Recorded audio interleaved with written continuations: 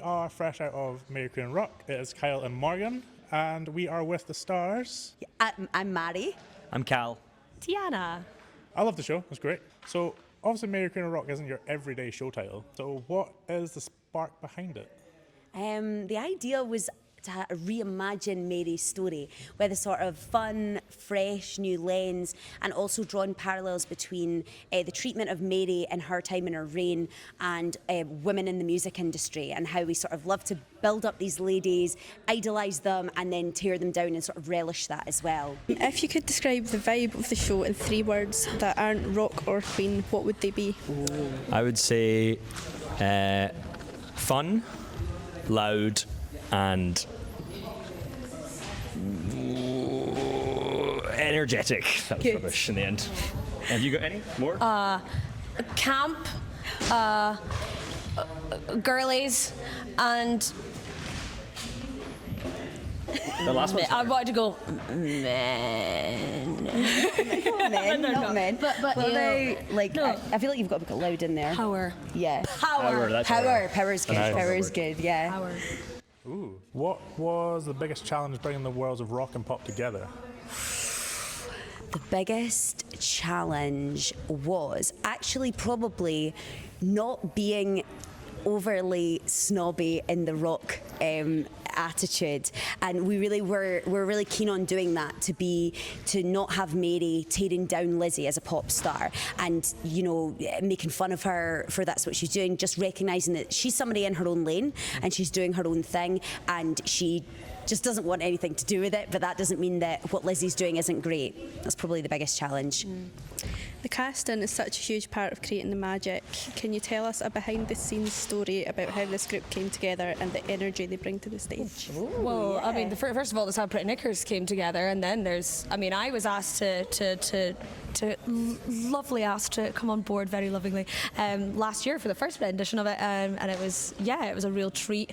These guys had a meeting and they needed some extra people, and then I happened to just post something of me singing, and then they went home and they were like, wait, hang on a second, that's exactly the kind of music that we're talking about. We need that voice. Yeah, so it was a real big treat to get to come on board with that and to get to jump in with a really fabulous, fantastic theatre company that are full of really hard, passionate and really bloody talented people. So yeah.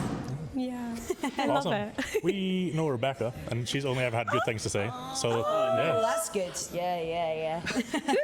So, You've only got good things to say about her too. She's I'll let her know. Every performance has those goosebump moments. So, where would you say you feel those in the show? I think probably the biggest goosebumps would be after the song Trees, which is like kind of the emotional heart of the show. It is a really kind of funny, silly show in many parts, but Trees is a kind of moment where you actually realise that Mary was a real person. She lost her child and she was forced to abdicate her throne in prison in England, and Trees is like such a beautiful ballad, and Mary performs it so beautifully, and yeah, I think that's the goosebumps moment for me of the show. It's always hard to come in and take the baby from you. Like, that's Yeah. like the actual reality of It's that. a sad one. Yeah. Terrible thing. Yeah, it's definitely a heavy moment. Yeah. Yeah, very heavy.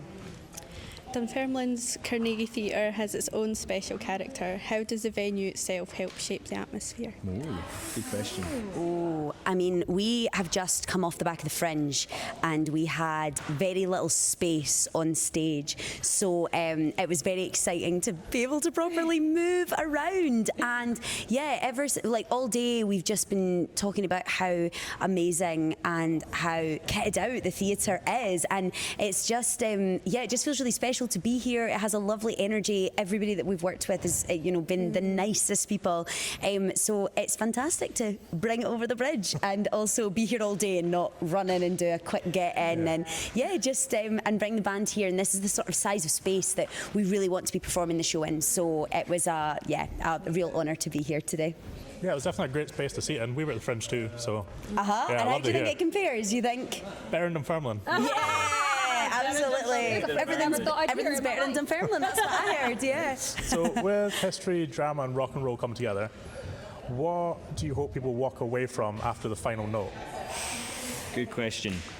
I would say I would hope people walk away with a slightly new perspective on Mary Queen of Scots and her position in history. I hope that people are kind of inspired to go away and learn more about her story, read some books, watch some more content, listen to some cool podcasts, as we did, because it's such an amazingly interesting period of Scottish history.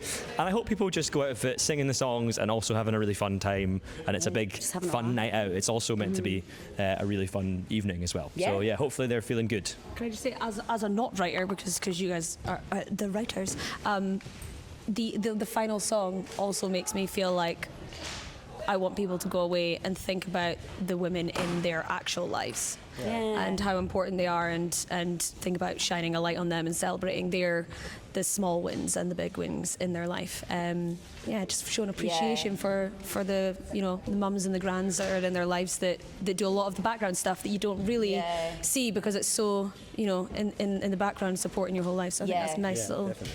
And how do we how we encourage women everywhere to be more loud and to actually stand up and say, no, it is amazing that I do all of these things for you, and take up space and be louder, and really kind of think about the idea that they can do that and should do that.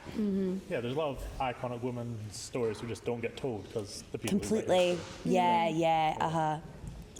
And without spoiling too much, are there any surprises in the show that might catch the audience off guard? Your song. That is a good Regents. That's one I think that's a new one this year, isn't it? And that is one that kind of is really quite jarring when it happens. You're kind of like, oh, okay, we're changing tones dramatically here. Totally. Or just your character in general. Lots of surprises in there, lots of things under that hat. I think people maybe would be surprised at how much history is actually in the show. That we have tried to be quite true to the story to a certain extent. Obviously, we've taken some liberties, but there is a lot of history in there, a lot of Scottish history to learn and take away as well. So, just for fun, if Mary, Queen of Scots, really had a rock band, what would be in her rider? Oh my gosh, fantastic question. Firstly, well, she loved dogs. She loved small fluffy dogs. So I like to think that she would have like loads of like pampering things for her dogs. Like she would be like, oh, we need only filtered water for the dogs. We need water for the dogs. Yes, So I think that like she would be like a real dog mom and like want all of that. Also, she's got to have some expensive whiskey. She's got to be drinking her golf clubs. Golf clubs. She loved to play golf. She did. It's a fun fact about Mary Queen of Scots. Yeah. So maybe she would she'd need like clubs. or like some passes. It's like record player in her room, so she can have some good banging tunes going on while she's getting ready. Yeah, and also a hairstylist. Yeah. Which would be nice. Yeah. So finish it off. What would you have in your rider if you could?